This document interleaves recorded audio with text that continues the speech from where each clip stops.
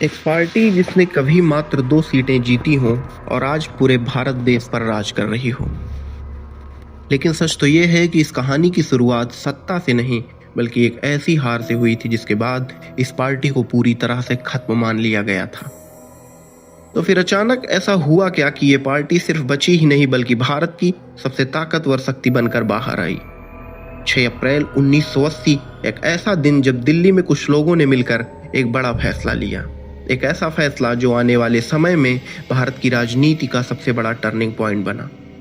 आज हम जानेंगे भारतीय जनता पार्टी की वो पूरी कहानी जिसमें सत्ता, रणनीति, संघर्ष और वो सच है जो शायद कभी आपको विस्तार से बताया ही नहीं गया। इस कहानी की शुरुआत होती है 1970 के दशक से। ये ऐसा समय था जब भारत के लिए एक उथल-पुथल भरा दौर था। देश की सत्ता एक ही पार्टी के हाथों में थी और वो पार्टी थी कांग्रेस। उस वक्त उस पार्टी का नेतृत्व कर रही थी इंदिरा गांधी। शुरुआत की स्थिति में सारी चीजें पूरे देश में सामान्य चल रही थी, लेकिन अब हालात धीरे धीरे बदलने लगे थे। आर्थिक संकट की वजह से, बेरोजगारी की वजह से देश के कई हिस्सों में अब विरोध प्रदर्शन चालू हो गए थे। इस वजह से देश की जनता में अब असंतोष बढ़ता जा रहा था। और फिर आया 1975 का वो साल, एक ऐसा साल जिसने भारत के लोकतंत्र को पूरी तरह से झकझोर कर रख दिया।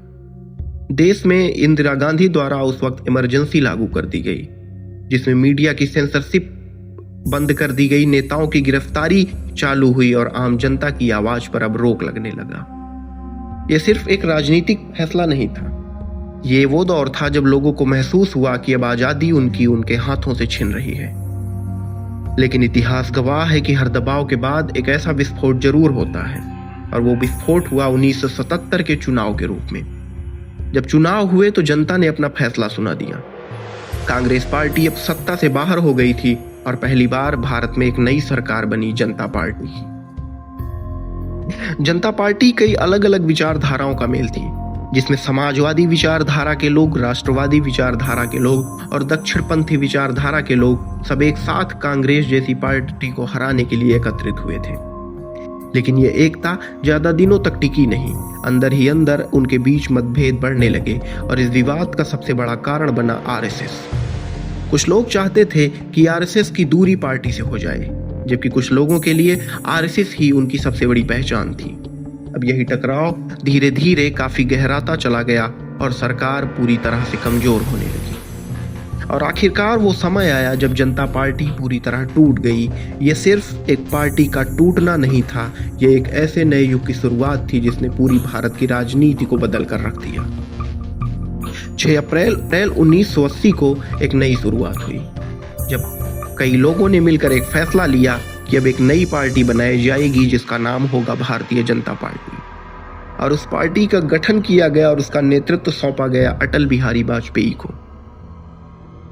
अटल बिहारी वाजपेयी एक अलग छवि के नेता थे, शांत, संतुलित और सबको साथ लेकर चलने वाली विचारधारा के व्यक्ति, जिन्होंने गांधीयन सोशलिज्म की बात की।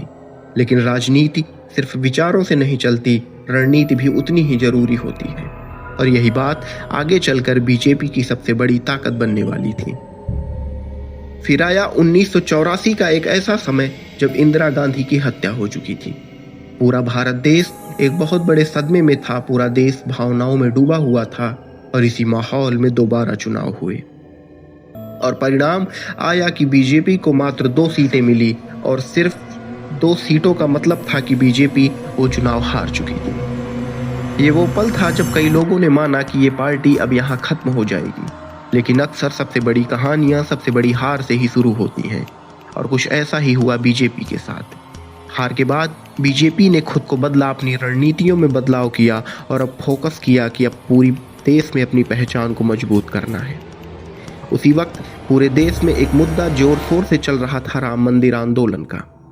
इस आंदोलन के माध्यम से बीजेपी ने लोगों को अपने साथ जोड़ना शुरू किया और इस आंदोलन के बीच एक नाम उभरा, लाल कृष्ण आडवाणी का।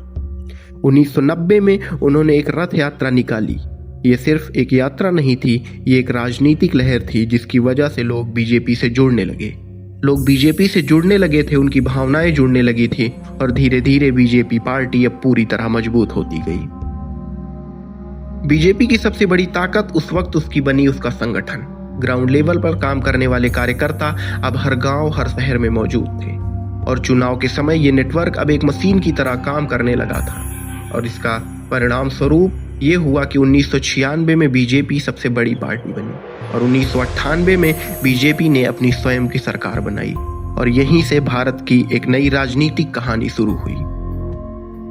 आज बीजेपी सिर्फ एक पार्टी नहीं है, ये भारत की सबसे बड़ी राजनीतिक ताकत बन चुकी है।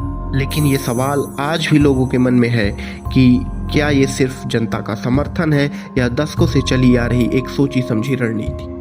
6 अप्रैल 1980 को एक छोटी सी शुरुआत जिसने आज पूरी देश की दिशा बदल दी है।